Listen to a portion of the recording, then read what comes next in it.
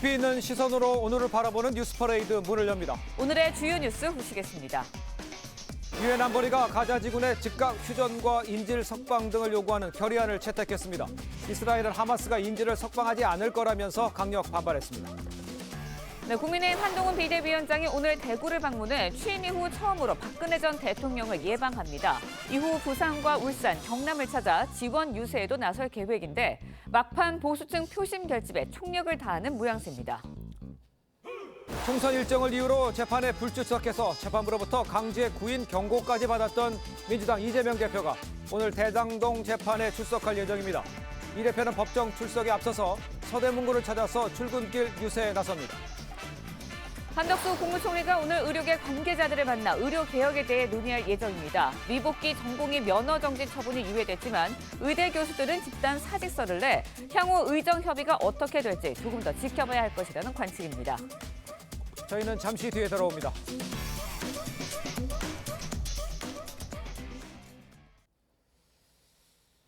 시청자 여러분 안녕하십니까? 화요일 뉴스퍼레이드 이상목입니다.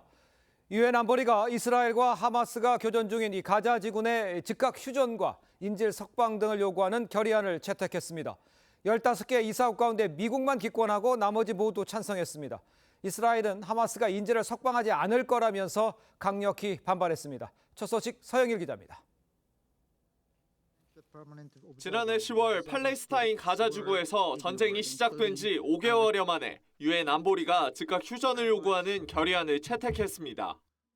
The draft resolution has been adopted as Resolution 2728, 2024.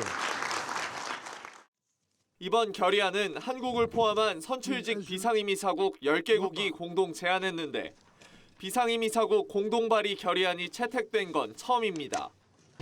라마단 기간 즉각 휴전을 촉구하는 내용과 이스라엘과 무장정파 하마스 양측이 조건 없이 인질을 석방하는 등 내용이 담긴 것으로 파악됐습니다. 안보리 결의안은 다른 유엔 결의안과 달리 법적 구속력을 갖습니다. A ceasefire can begin immediately with the release of the first hostage. And so we must put pressure on Hamas to do just that. 이스라엘은 즉각 반발했습니다. 유엔이 하마스의 인질 석방 없이도 휴전이 가능하다는 잘못된 희망을 줬다는 겁니다. 상임이사국 미국의 기권에 항의하며 백악관에 파견할 예정인 대표단도 취소했습니다.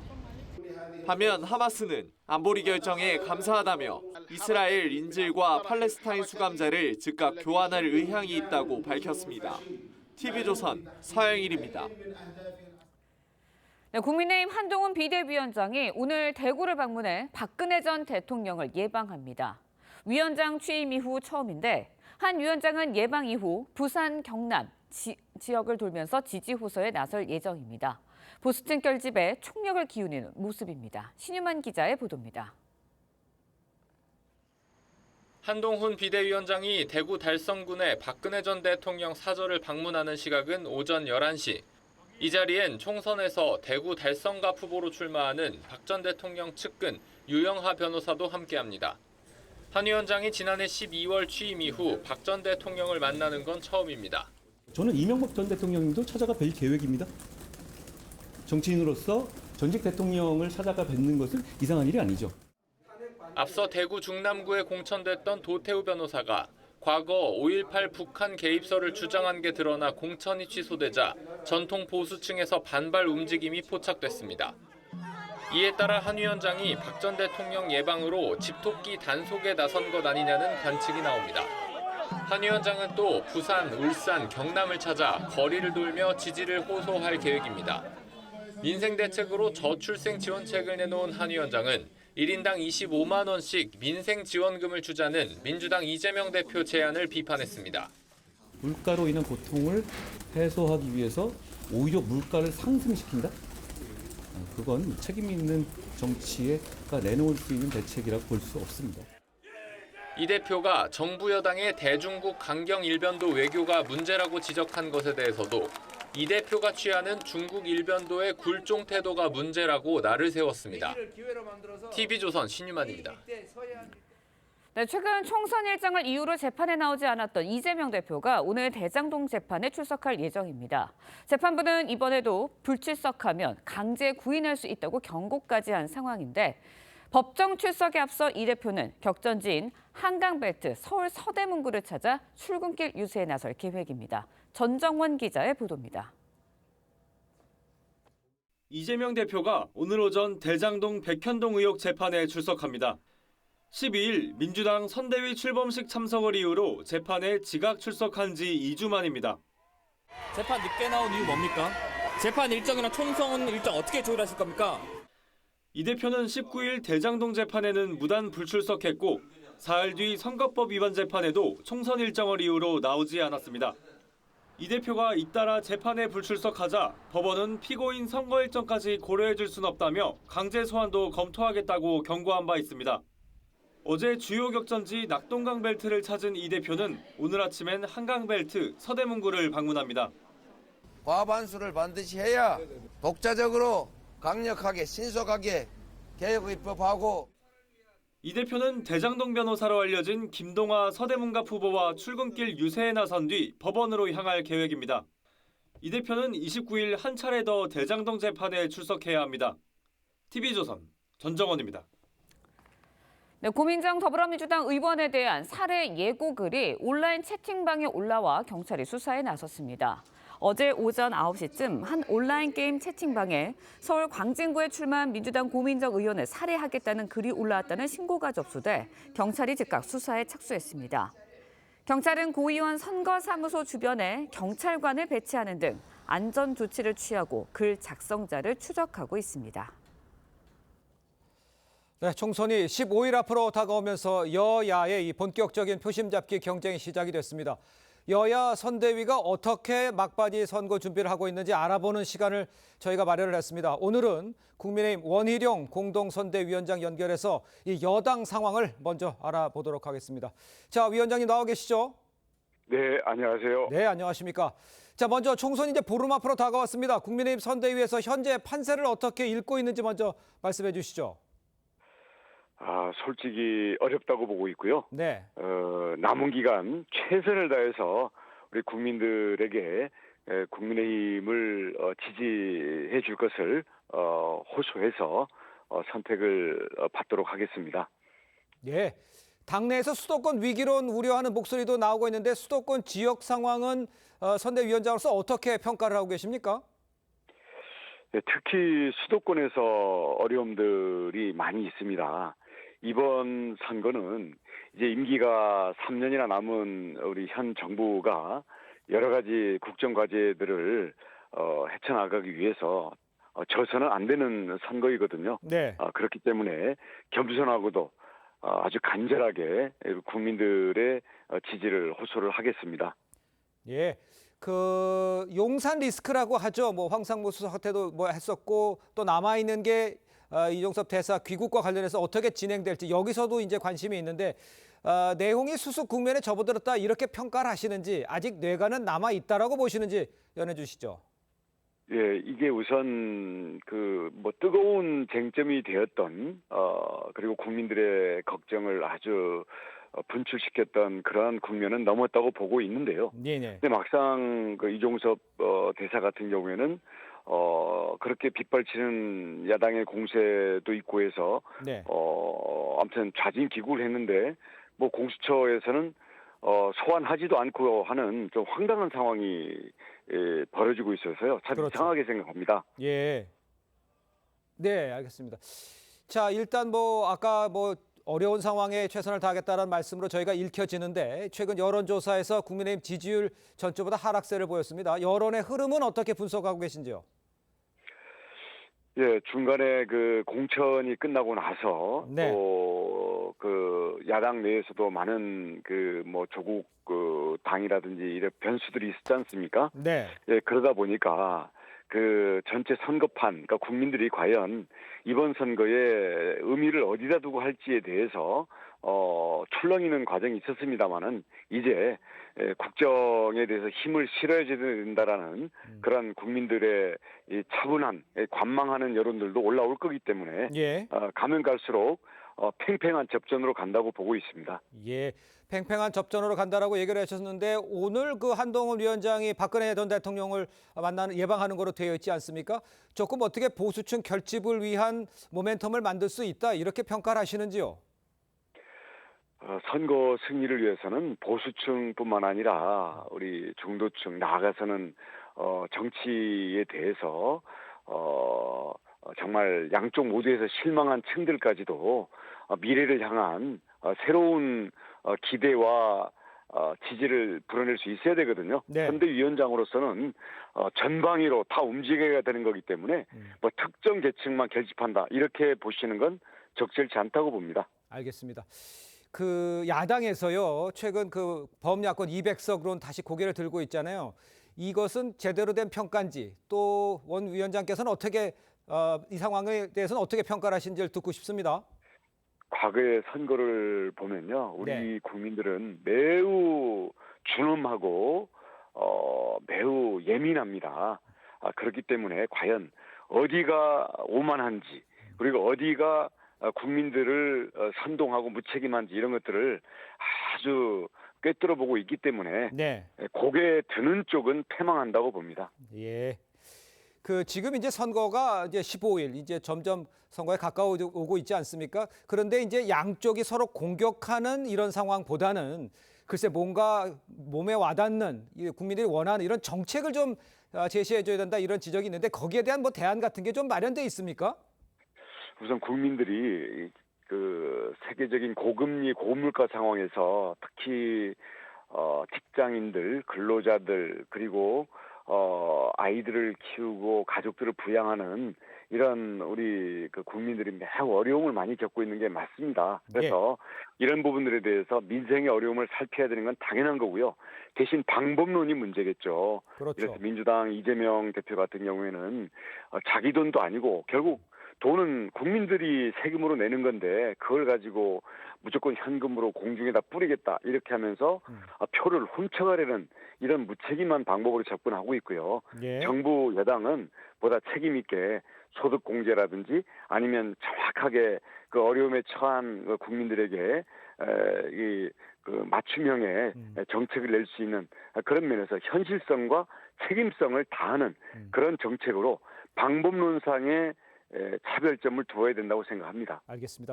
저쪽에서 민주당보다는 한동훈 위원장이 혼자서 많이 하는 상황이 돼버렸다 이렇게 이야기를 많이 하고 있습니다. 글쎄 뭐 이뇨한 혁신위원장이 국민의 미래 선대위원장 선임이 됐지 않습니까? 이 정도 되는지 좀 더 많은 사람들이 좀 일종의 스피커가 더 나와야 되는 상황이 아닌지 이런 건 어떻게 보십니까? 이뇨한 위원장님도 큰 진짜 천군만마가 된다고 보는데 바라기는 국민들이 주목할 수 있는 그리고 국민들에게 호소력과 전파력이 있는 더 많은 스피커들이 우리 한동훈 위원장들을 보좌하고 보완했으면 좋겠습니다.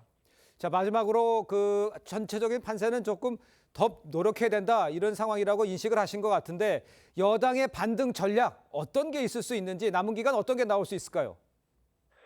우선은 그 국민들이 어려움에 처한 민생을 우리가 절대 외면하거나 그런 것을 뭐 야박하게 삭감하거나 그런 게 아니라 오히려 더 책임 있게 간절하게 접근하고 있다라는 것에 대해서 정책도 내놓고 또 이 선거 이후에 어떻게 국정을 잘 이끌어 나가겠다라는 미래에 대한 믿음과 비전을 전달하는 데 최선을 다해야 된다고 보고요.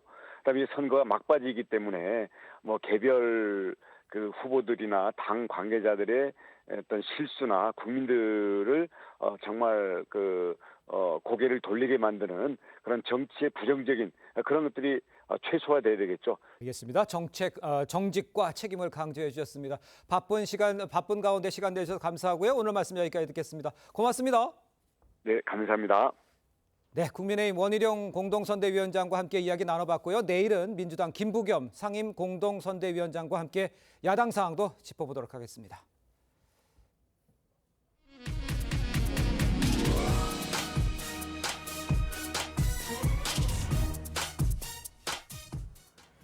네, 공식 선거운동 시작이 이틀 앞으로 다가온 가운데 여야가 경쟁적으로 상대당 후보에 대한 각종 의혹을 제기하며 본격 공세에 나선 모습입니다.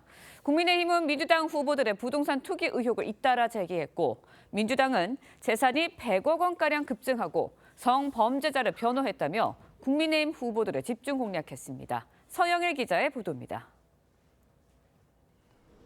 2021년 문재인 정부에서 반부패 비서관에 임명됐던 경기 부천을 민주당 김기표 후보는 54억 원을 대출해 상가 2채를 산 영끌 비투 논란으로 물러났습니다. 선관위에 등록된 김 후보 재산 내역엔 문제의 상가들이 그대로 남아 있습니다. 재산 신고 내역을 보게 되면 거의 해소되지 않았습니다. 이거 갭 투기입니까? 아닙니까? 김 후보는 정상 대출이라고 해명했습니다. 국민의힘 측은 또 용인갑 이상식 후보의 배우자 재산이 5년 동안 50억 원 늘었는데 세금은 1,800만 원만 납부했다며 문제를 제기했습니다. 이 후보는 보유미술품 가치가 상승했다며 세금 부과 대상이 아니다라고 반박했습니다. 민주당은 국민의힘 후보 관련 의혹으로 맞받았습니다. 서울 중성동을 이혜훈 후보 재산이 4년 만에 100억 원가량 는 경위에 해명을 요구했고 이 후보는 비상장 주식을 기준에 따라 신고한 것일 뿐이어서 문제가 없다고 반박했습니다. 민주당은 또 고교생들이 여중생을 집단 성폭행한 사건을 변호한 대전 서구갑 조수연 후보 등 수임 이력을 열거하며 공천 철회를 요구했습니다. 조 후보 측은 야당 의혹 제기에 즉각 입장을 내지 않았습니다. TV조선 서영일입니다. 네, 전해드린 대로 국민의힘 한동훈 비대위원장 오늘 취임 후 처음으로 박근혜 전 대통령을 예방을 합니다. 어떤 메시지가 나올지 주목이 되고 있습니다. 네, 패널 두 분과 함께 정치권 소식 자세히 짚어보도록 하겠습니다. 최병묵 정치평론가, 김상혜 전 민주당 부대변인 함께합니다. 안녕하세요. 네, 반갑습니다. 자, 먼저 박 전 대통령 예방 관련해서 한동훈 위원장 입장부터 좀 들어보겠습니다. 지금 박근혜 대통령께서 이재명 대표나 조국 대표처럼 권력을 장악하겠다고 하고 계신가요? 그렇게 보시나요? 그런 취지가 전혀 아니죠. 저는 이명박 전 대통령님도 찾아가 뵐 계획입니다. 정치인으로서 전직 대통령을 찾아가 뵙는 것은 이상한 일이 아니죠. 네, 검사 시절 박근혜 전 대통령 국정농단 수사를 했던 이 한동훈 위원장, 오늘은 정치인으로서 전직 대통령을 찾을 예정입니다. 총선 보름 앞둔 시점에서 대구 가서 박 전 대통령을 만난다. 보수층 결집을 위한 것이라고 이해를 할 수 있을 것 같고 어떤 효과가 있을까요? 글쎄 일반론으로 얘기해서 보수층 결집이라고 하기에는 지금 시간이 늦었죠. 제가 보기에는 아마 대구 경북 지역에서 국민의힘에 대한 과거와 같은 지지 뭐 이런 것들이 지금 별로 감지되고 있지가 않아요. 아마 그런 부분에 약간 좀 기폭제를 하나 놓겠다 뭐 이런 의미로 저는 보입니다. 그게 이제 그 대구 경북에 있는 국민의힘의 과거의 강성 지지층이라고 하는 사람들이 지금 약간 외면한 기류 뭐 이런 것들이 감지되고 있다고 하거든요. 아마 그런 부분을 되돌려놓기 위해서 역시 그 지지층에는 박근혜 전 대통령의 영향력이 좀 있다.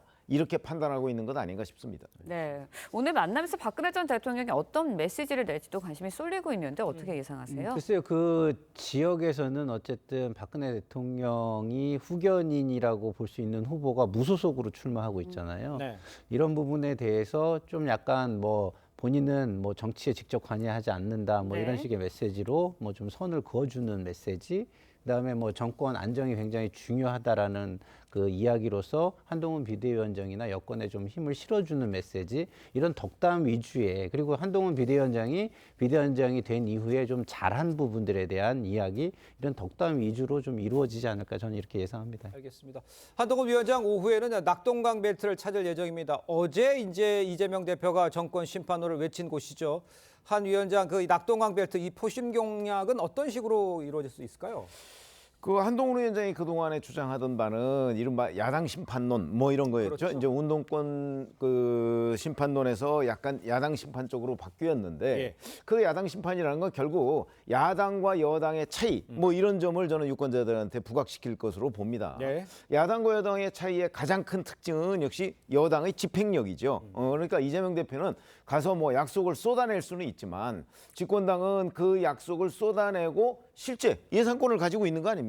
그런 부분을 강조하면서 이재명 대표의 약속은 결국 나중에 지켜지지 않을 약속이 될 가능성이 대단히 높지만 예. 지금 국민의힘의 약속은 그게 아니고 총선이 끝나서 다수당이 되면 곧바로 집행할 수 있다는 걸 강조해가면서 이재명 대표와의 차별화를 시도할 걸로 봅니다. 네, 한동훈 위원장 오늘 낙동강 벨트를 찾을 예정인데 어제는 수도권 최대 격전지죠. 한강 벨트를 찾았습니다. 인요한 국민의 미래 선대위원장과 떡볶이 먹으면서 담소 나눴는데요. 영상 보고 이야기 이어가겠습니다.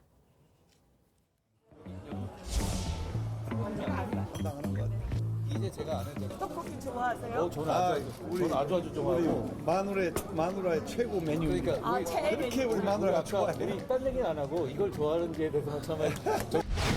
혹시 콜라 주문 가능하세요? 콜라 드릴까요? 예, 제로 저도 콜라 주세요. 예.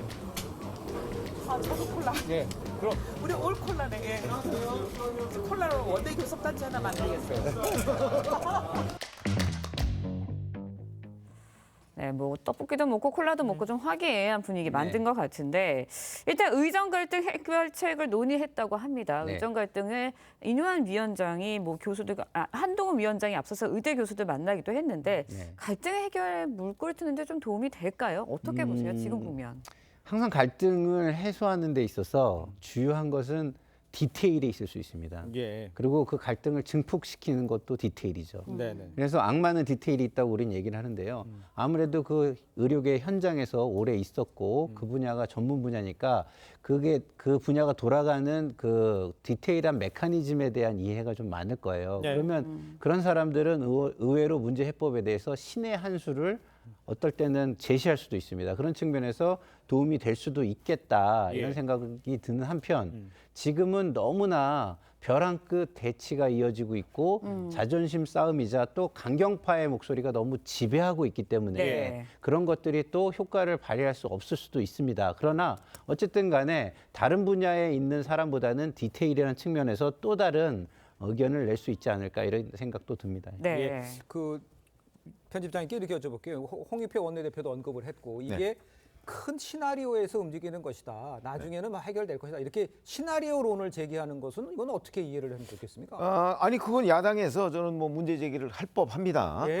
그러면 이제 결국 시나리오설 이렇게 되면 이 문제가 극적으로 화합이 될 것이다. 뭐 이런 거 아니겠어요? 예. 지금 그걸 누가 예측할 수 있을까요? 지금 현재 어저께 의료계에서 보인 반응 같은 걸 보면 거의 벼랑 끝으로 떨어지기 직전의 상황 아닙니까? 네. 그거를 뭐 시나리오 뭐 이렇게 얘기하는 건 아니 야당도 이런 문제 해결에 본인들이 일조할 책무가 있는 거예요. 네. 그냥 강 건너 불구경하듯이 뭐 또는 이게 뭐 좀 더 악화되기를 바라는 듯한 이런 표현으로 저는 그 논평할 수 있는 상황은 아니라고 보고요. 네네. 그 시나리오가 있었다면 저는 여기까지 오지도 않았다고 봅니다. 왜 그러냐면 지금은 거의 파국 직전이에요. 이런 상황에서 한동훈 비대위원장이 지금 그 일단 뭐 물고 정도 튼 거죠. 네네. 앞으로도 내일 어떻게 될지 오늘 어떻게 될지 아무도 예측할 수 없는 상황입니다. 예. 이런 시나리오 있으면 글쎄요 있었다면 저는 상황이 이렇게까지 악화되지도 않았고 문제 해법도 그렇게 되면 결국 의료계와 이게 뭔가 그 짬짬이를 하기 전에는 시나리오설의 유효성은 우리가 판단할 수 없는 거잖아요. 그렇죠. 지금 의료계가 뭐 짬짬이 할 수 있는 상황입니까? 네. 턱도 없는 얘기입니다. 알겠습니다. 이번에는 한강벨트 지역 여론조사 결과도 살펴보도록 하겠습니다. TV조선과 조선일보가 실시한 여론조사 결과 동작을 지역에서 나경원 국민의힘 후보가 44%, 류사명 민주당 후보가 34%를 얻었습니다. 오차 범위 밖에서 일단 앞서고 있고요. 물론 뭐 여론조사가 모든 민심을 다 대변하는 건 아니지만 이번에 여론조사 어떻게 분석하셨나요? 저는요, 저 지역은 뭐 추미애 전 장관이 여론조사를 많이 돌려보고 그다음에 다른 후보들도 적합도 조사 같은 걸 많이 해본 지역이거든요. 네. 다시 말해서 저 지역은 그렇게 만만한 지역이 아닙니다. 지역 자체의 특성보다는 나경원 후보 자체가 그렇게 만만한 상대가 아니라는 거죠. 그래서 정권 심판론이 비등할 때는 나경원 의원의 어떤 인물론을 넘어설 때도 있기 때문에 앞으로 정권 심판론이 어떻게 작동하느냐에 따라서 저 추세는 바뀔 수도 있다라고 생각하지만 기본적으로는 나경원 후보의 인물론이 강세다 이렇게 보는 게 맞을 것 같습니다. 예. 또 다른 지역 한 곳 또 살펴보죠. 중성동갑입니다. 민주당 전현희 후보가 43%, 국민의힘 윤희숙 후보 27%입니다. 글쎄요, 이 지역 민심은 어떻게 평가를 할 수 있을까요? 뭐 저 지역은 잘 아시다시피 임종석 전 대통령 비서실장이 저 지역을 떠나지 않겠다 뭐 이렇게 얘기했던 곳 아닙니까? 그거는 바로 저 지역의 구도가 민주당에 압도적으로 유리하다 하는 걸 우리가 반증하는 걸로 봐야 되고요. 네. 지금 뭐 전현희 후보나 윤희숙 후보나 사실은 저 지역과는 아무런 연고도 없는 사람들 아닙니까? 그럼에도 저런 정도의 지지율이 나오는 것. 근데 뭐 다른 여론조사도 물론 있습니다. 네. 그거는 아마 최근에 이종섭 주 호주대사 문제나 황상무 전 수석 문제나 뭐 이런 걸로 국민의힘의 지지율이 많이 떨어진 그런 결과라고 저는 보고요. 예. 그래서 아마 저런 부분은 이제 그 시간이 지나면서 네. 뭐 시간이 물론 많지는 않습니다만은 국민의힘 후보가 이렇게 조금 그 회복하는 국면으로 갈 텐데 예. 그 회복하는 게 근접전이냐 아니면 역전도 가능한 수준이냐 뭐 여기에 결국 승부가 달려 있다고 봅니다. 알겠습니다. 자, 이재명 대표 소식도 짚어보겠습니다. 지난 15일 부산, 울산 방문 뒤에 열흘 만에 낙동강 벨트를 다시 찾은 이 대표, 부울경 메가시티를 약속하면서 윤석열 정부에 네. 날을 세웠습니다. 그 모습 함께 보겠습니다.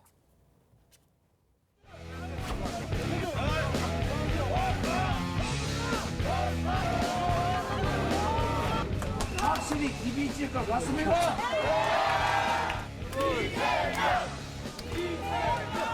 한 사람이 세 표를 책임진다 아시겠죠?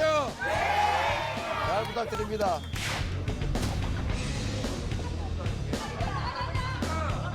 나라 이렇게 망가지는 거 순식간에 망가지는 거 본 일 있어요? 차라리 없으면 낫지 않았겠습니까? 건드는 것마다 다 망쳐놔요. 네, 보신 것처럼 이 대표요, 사투리까지 써가면서 뭐 보기에 따라서는 네. 자신감이 있어 보이기도 하는 것 같은데 지역 상황은 어떻다고 이해를 할 수가 있을까요? 글쎄요, 그 이 서울이나 마찬가지로 지금 이제 낙동강 벨트라고 하는 곳의 여론조사도 굉장히 많이 나와 있습니다. 네. 아마 그런 부분에 이재명 대표가 대단히 고무돼 있는 것으로 보이고 지금 이제 친민주당계열의 언론 매체들도 좀 있지 않습니까? 네. 그런 데에서도 뭐 똑같은 전망을 하고 있습니다. 그러다 보니까 이재명 대표로서는 아마 뭐 겉으로 표현은 안 하지만 바로 저런 데에서 디비질 것 같습니다라든가 아니면 뭐 차라리 없는 게 낫다 뭐 이런 식으로 예. 나가는 그 근거 중에 하나가 저는 자신감이라고 봅니다.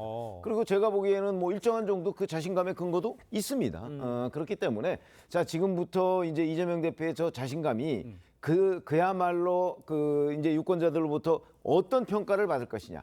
뭐 흔히 뭐 고개 들면 뭐 진다 뭐 이런 얘기를 하는데 그러니까요. 워낙 뭐 이 출중할 때에는 뭐 그것도 별 그 약효가 없을 수도 있습니다. 예. 그런 점에서 본다면 저는 지금 단계를 이종섭 주 호주대사의 귀국, 그다음에 황상무 전 수석의 사퇴 이걸로 여권이 최악의 바닥에서 지금 치고 약간 반등하는 국면이다 이렇게 보고 있기 때문에 그러니까 시간이 조금 더 지난 뒤에 이 총선 결과가 정말 이재명 대표의 자신감을 반영한 그대로 그 결과가 나올 것이냐 아닐 것이냐는 건 앞으로 며칠간을 더 두고 봐야 된다고 생각합니다. 알겠습니다. 네, 자신감을 이야기해 주셨는데 자신감이 반영돼서일까요? 예. 이재명 대표의 현장 발언이 점점 더 거칠어지고 있는 네. 것 같습니다. 어제 뭐 윤 대통령을 겨냥해서 차라리 없었으면 더 나았을 거다라는 표현도 나왔어요. 어떻게 들으셨나요?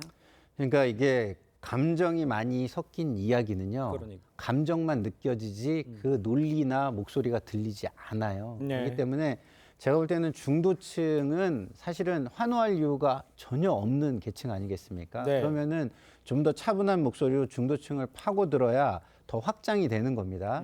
근데 지금 지지율 추이나 뭐 이런 거를 다 보시면 알겠지만 과거 공천 잡음이 나서 민주당이 하락했을 때 이전으로 지금 돌아가서 현상으로 다시 원상으로 복귀된 상태입니다. 예. 그러면 지금 총선 구도인 정권 심판론이 작동하고 있기 때문에 지금 이게 원상 회복이 된 것이지 예. 마치 우리 민주당이 잘해서 회복이 된 것처럼 생각하면 이게 오히려 실수가 될 수 있고 오히려 역풍이 부는 상황이 될 수 있습니다. 최병묵 예. 위원님께서 말씀해 주신 것처럼 네. 민주당은 지금은 우리가 정점에 이르렀다 이런 자세로 임해야 맞는 것 같고요. 그러려면 현상을 지금 유지하고 관리하는데 좀 더 뭔가 신중한 고민을 해야 될 때가 아닌가 저는 이런 생각이 듭니다. 알겠습니다. 네.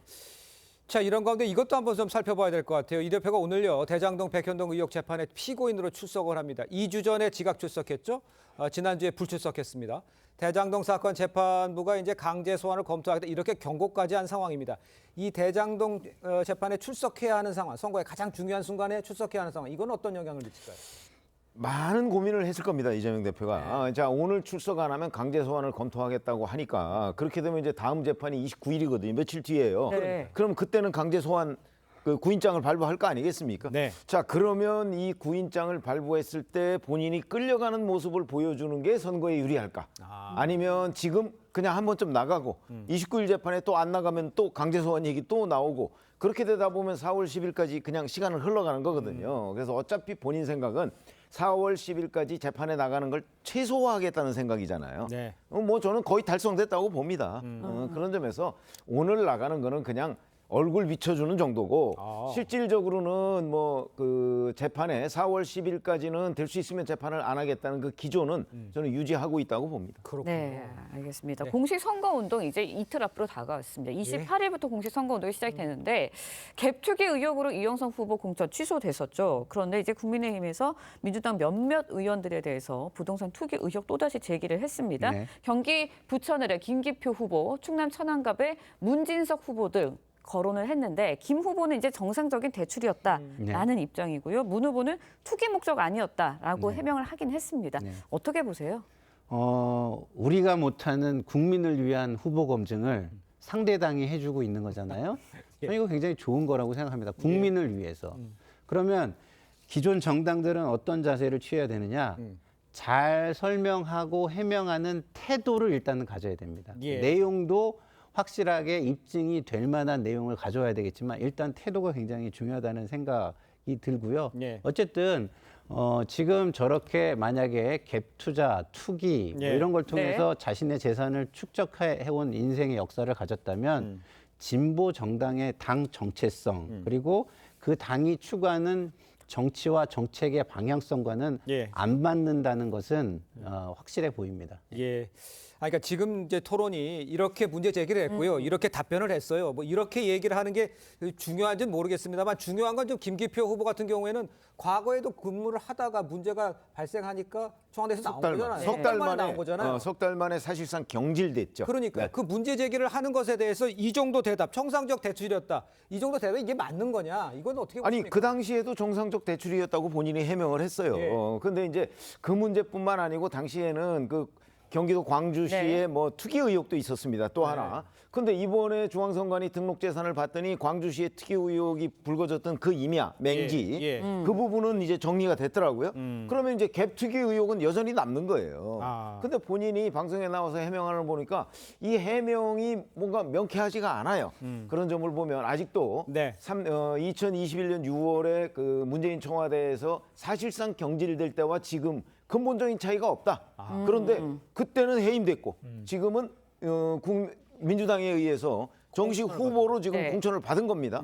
그런 문제에 관해서 뭐 달리 뭐 방법은 없겠죠. 뭐 본인한테 이제 해명을 압박하는 건데 결국 부천 을의 유권자들이 판단할 문제가 아닌가 싶습니다.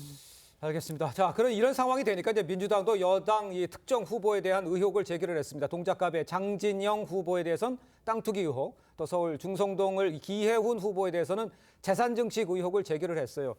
여기에 대해서는 이거는 어떻게 이해를 좀 하면 되겠습니까? 근데 예를 들어서 이혜훈 후보 같은 경우는 뭐 비상장 주식을 그 이제 전환했다 이런 얘기잖아요. 그렇다면 이거는 뭐 별 문제가 될 수가 없는 거죠. 재산이 단순히 늘었다고 해서 의혹이다 이런 건 아니거든요. 그러니까요. 이게 예를 들어서 부천을의 김기표 후보처럼 자 특정 은행에서 특정 금융기관에서 50억 이상 대출을 받았어요. 개인이. 맞아요. 이게 과연 그러니까 그거는 저희가 보기에도 저희 같은 문외한이 보더라도 갭투기로 보여요. 근데 이혜훈 의원이 뭐 갭투기를 했다는 건지 투기를 했다는 건지 그냥 재산이 늘어났다는 거잖아요. 그러니까요. 저는 의혹의 수준이 많이 다르다 이렇게 판단을 합니다. 알겠습니다. 네, 그런가 하면 이제 민주당에서 국민의힘 대전 서갑 조수연 후보와 양천갑 구자룡 후보 등에 대해서 과거 성범죄 사건 변호한 이력이 있다라면서 공천 취소 이제 강하게 주장하고 나섰습니다. 아무래도 조수진 변호사 논란에 맞대응하는 것 같은데 어떻게 보세요? 그렇죠. 일단은 조수진 변호사를 사실상 자진 사퇴 시켰다고 보는 게 맞는 거 아니겠습니까? 그러면은 국민에 대해서 어떤 의혹과 관련해 가지고 그 대응을 저는 잘했다고 보는데요. 그랬다고 하면은 거기에서 멈출 게 아니라 예. 상대당에 그런 비슷한 의혹이 있다면 그걸 공격함으로써 상대적인 비교를 국민들이 할 수 있게 하는 것이 총선에 나쁘지 않은 전략이라고 저는 생각하기 때문에 네. 이 부분에 대해서는 좀 더 강하게 주장을 계속 할 것 같고요. 그리고 그 국민의힘 쪽에서 이 부분에 대해서 좀 더 해명을 정확하고 구체적으로 내놓지 않으면 예. 사실상의 어떤 이미지상으로는 별로 좋지 않은 생각을 할 수밖에 없는 거 아닌가 이런 생각이 듭니다. 알겠습니다. 네. 자, 조국 혁신당 소식도 짚어보겠습니다. TV조선과 조선일보가 서울 격전지 3곳, 이 경기 남양주 병, 광주 광산 을 이 5곳에서 여론조사를 진행했는데 이 중 광주 광산 을, 서울 종로, 경기 남양주 병 네. 3곳. 조국 혁신당 찍겠다는 응답이 민주연합을 찍겠다는 응답보다 오차범위 밖에서 더 많이 나왔어요. 민주당으로서는 이건 달가운 소식은 절대 아닐 것 같은데요. 아닙니까? 민주당으로서 최선의 그 결과는 아니지만 네. 차선의 결과는 될 수 있죠. 왜냐하면 조국 혁신당을 찍어서 조국 혁신당의 의석이 늘어난다고 해서 예. 국민의힘이 좋을 일은 없거든요. 그렇긴 국민의힘의 가장 대척점에 있는 그 의원들이 조국 혁신당 의원 아니겠어요? 예. 그러나 민주당에도 예를 들어서 이게 이제 어떻게 민주당과 조국 혁신당의 의석이 나눠지느냐에 따라서 예. 자칫 잘못하면 조국 혁신당이 캐스팅 보트를 질 수가 있어요. 그러니까요. 그러면 민주당과 조국 혁신당과의 관계가 애매해질 수 있다고요. 이제 아마 이재명 대표는 그런 점을 염려를 해서 네. 조국 혁신당에 대한 견제를 시작한 것으로 봐야 될 것입니다. 네. 뭐 이 대표가 이제 이른바 몰빵론 강조하면서 뭐 가시적인 성과로 이어지지 않는 모양새를 보이고 있는데 이유가 뭐라고 보세요? 그러니까 국민들은요. 양 당이 지금 잘해서 표를 주는 게 아니다라고 지금 생각하는 것 같아요. 그러니까 심판의 순서가 정해져 있는 거일 뿐이지 잘해서 표 받는 거 아니니까 좀 잘해봐. 아니면 당신들도 다음 차례야.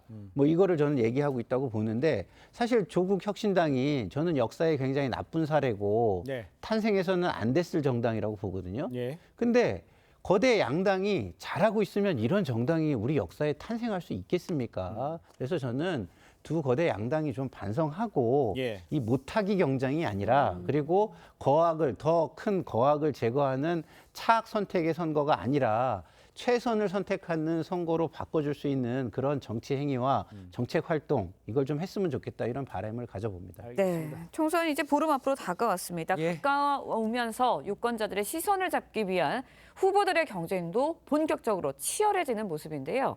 인터넷에서 유행하는 콘텐츠를 적극적으로 활용해서 2030에 구애하는 후보들 먼저 보고 오시겠습니다.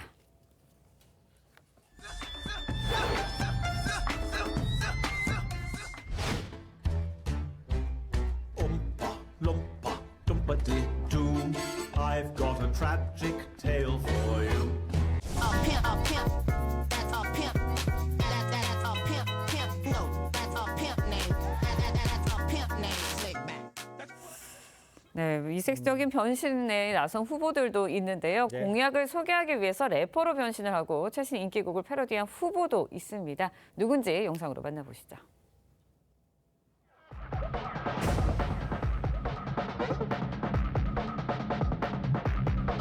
서리풀 뚫어놓고 강남을 한 번에 못 가는 우리의 기분을 니들이 알아? 뜻대로 되고 있어. 투표하기 전 넌 내게 말했지. 투표한다고 뭐 달라지냐고. 마찬가지야 이 당도 저 당도 결국에는. 글쎄 이제 여야 후보들의 이색적인 홍보 모습을 지금 보셨는데 네. 글쎄 뭐 이색적이라기보다는 표를 얻기 위해서는 뭐라도 하겠다 이렇게 봐야 되는 거 아니겠어요? 표를 얻기 위한 아이디어의 일환이다 이렇게 보는 거죠. 그러나 이제 저런 것들이 그 어떤 승패를 결정지을 만한 그런 분수령이 되지는 않는다. 저희들의 경험상. 예. 그러니까 다만 사람들이 이제 관심을 가지고 보고 네. 그 후보의 이름을 기억해주는 효과는 있습니다. 그러나 이제 저게 과연 몇 퍼센트 포인트나 본인한테 도움이 될까? 뭐 이런 걸 저희가 판단하기는 좀 어렵다고 봅니다. 알겠습니다. 네. 이뿐만 아니라요. 제3정당의 이제 기호 홍보전도 뜨겁습니다. 기호 9번을 받은 조국 혁신당. 조국을 9자, 숫자 9를 활용한 이야기도 있고요. 뭐 네. 6도 있습니다. 이런 것들은 이런 전략들은 어떻게 보십니까?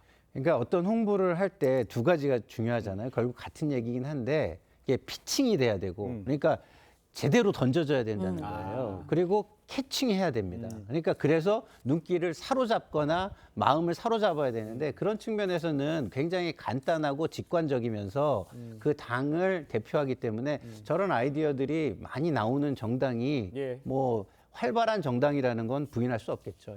네, 알겠습니다. 자, 두 분 말씀은 여기까지 듣겠습니다. 인사 나누겠습니다. 자, 잠시요. 제가 그 원희룡 선대위원장과 출연은 이 여당 선대위원장 자격으로 나온 것으로 지역구 관련 언급을 하지 않기로 사전에 약속이 되어 있습니다만 이제 갑작스럽게 발언이 있었다는 점 다시 한번 양해 부탁드리겠습니다. 자, 인사 나누겠습니다. 고맙습니다. 고맙습니다. 네, 윤석열 대통령이 전공의 처분에 대한 유연한 처리와 소통을 지시한 가운데 오늘 한덕수 국무총리가 의료계 관계자를 만나서 관련 협의에 나섭니다. 의대 정원 2,000명 증원을 놓고 정부와 의료계가 서로 입장을 굽히지 않고 있어서 어떤 해결 방안이 논의될지 주목됩니다. 조유진 기자의 보도입니다. 한덕수 국무총리가 오후 2시 서울 종로구 서울대병원을 찾아 의료계 주요 관계자와 의료개혁 관련 현안을 논의합니다. 앞서 윤석열 대통령은 24일 한동훈 국민의힘 비상대책위원장의 건의를 수용해 미복귀 전공의 면허 정지에 대해 유연한 처리를 정부에 주문했습니다. 윤 대통령은 한 총리에게도 의료계 등 사회 각계와 더욱 긴밀히 소통해달라고 강조했습니다. 이에 따라 정부는 당초 오늘 시작될 예정이던 미복귀 전공의 면허 정지 처분 시행을 유예하고 의료계와 대화를 이어가고 있습니다.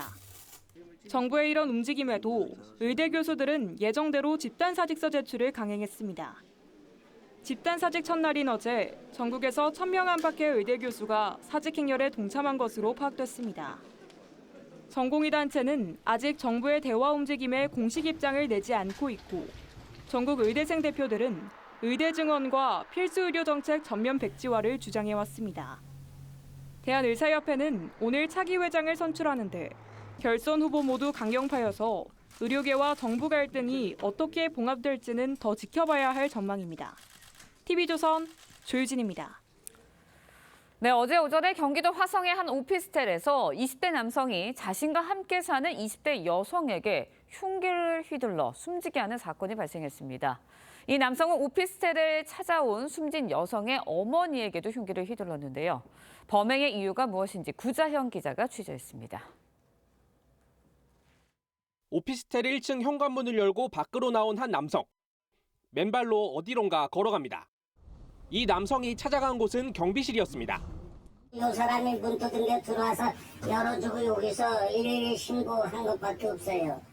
출동한 경찰과 119 구급대원들. 오피스텔 현관 앞을 분주히 오가고 누군가를 들 것으로 나릅니다. 맨발의 남성이 휘두른 흉기에 다친 피해자입니다. 심정지 상태로 병원에 옮겨진 20대 여성은 숨졌고 이 여성의 50대 어머니도 크게 다쳤습니다. 20대 남성은 범행 직후 찾아온 이곳 경비실에서 경찰에 체포됐습니다. 숨진 여성의 어머니는 딸이 남성과 동거 중인 오피스텔에 찾아갔는데 남성은 모녀와 다투다 흉기를 휘두른 것으로 알려졌습니다. 피의자도 아직 조사가 안 된 상태니까 병원 치료 중이라 약간 의식이 있었다고 보고됐었고. 경찰은 남성을 상대로 범행 동기 등을 조사한 뒤 살인과 살인 미수 혐의로 구속영장을 신청할 방침입니다. TV조선 구자영입니다. 네, 전공의에 대한 이 면허 정지가 당분간 미뤄졌지만 이 전국 의대 교수들 사직서 제출을 시작을 했습니다. 네, 관련 내용 백성문 변호사, 장현주 변호사와 함께 자세히 짚어보도록 하겠습니다. 안녕하세요. 안녕하세요. 네, 반갑습니다. 자, 먼저 정부가 병원에 복귀하지 않은 전공의에 대한 이 당초 오늘 내리기로 했던 면허 정지 처분 일단 보류하기로 했죠. 우선 의료계와 대화에 나서겠다 이런 의지는 있어 보여요. 네, 일단 주말에 한동훈 위원장이 의대 교수협의회 분들과 만나서 논의를 했고요. 네. 그리고 정부에서도 지금 이 상태로 가다가는 파국에 이르를 수 있다는 그 위기감이 작용한 것 같습니다. 네. 그래서 윤석열 대통령도 일단 이 면허 정지 처분에 대한 전공의들 면허 정지 처분에 대한 유연한 그런 처리를 주문하고 그리고 이제 대화에 나서기로 했다고 하는데 일단 이제 정부와 또 의료단체 원하는 주제가 다른 것 같아요.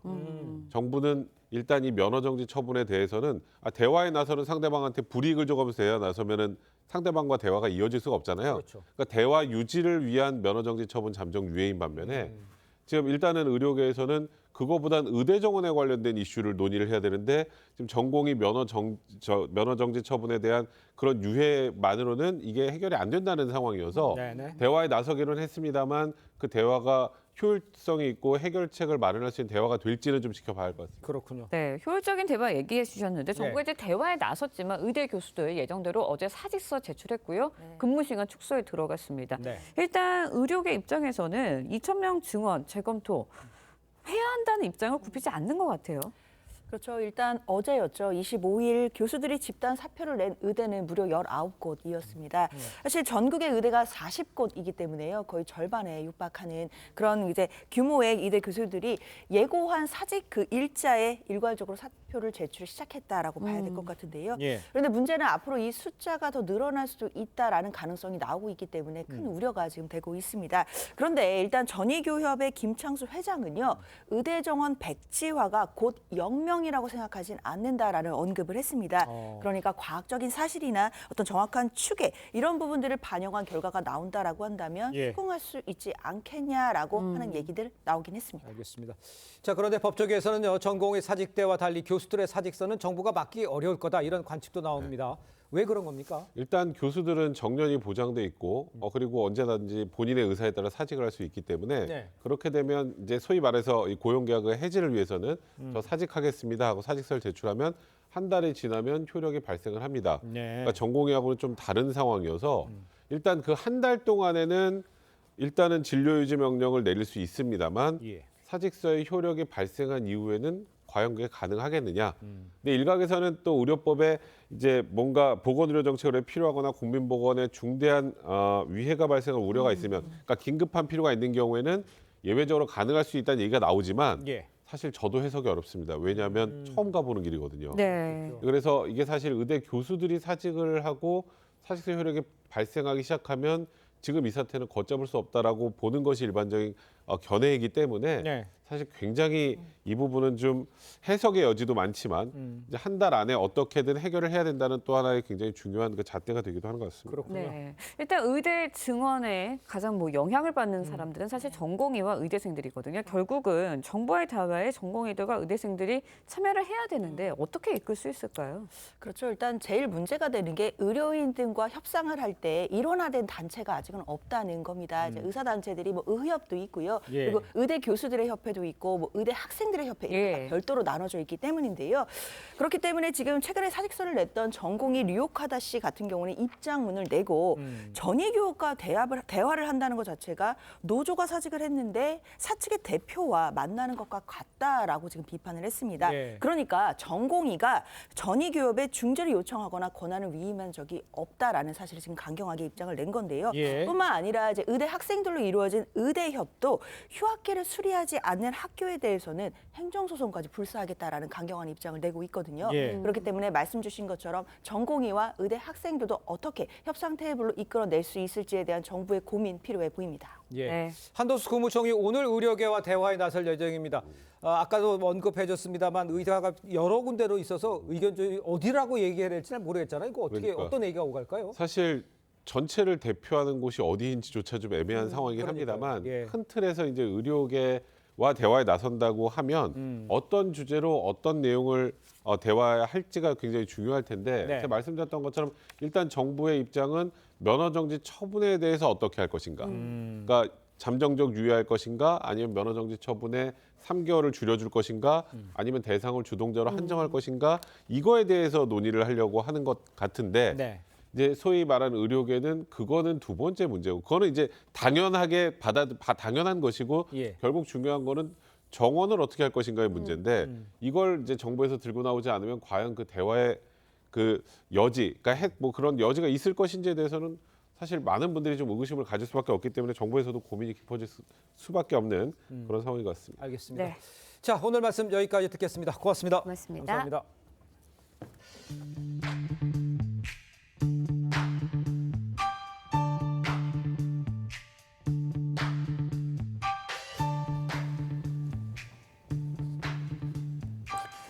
렌즈에 담긴 그 순간 그 의미를 짚어보는 시간이죠. 사진 기자가 선택한 아침의 한 장입니다. 오늘은 조선일보 사진부 조인원 기자와 함께합니다.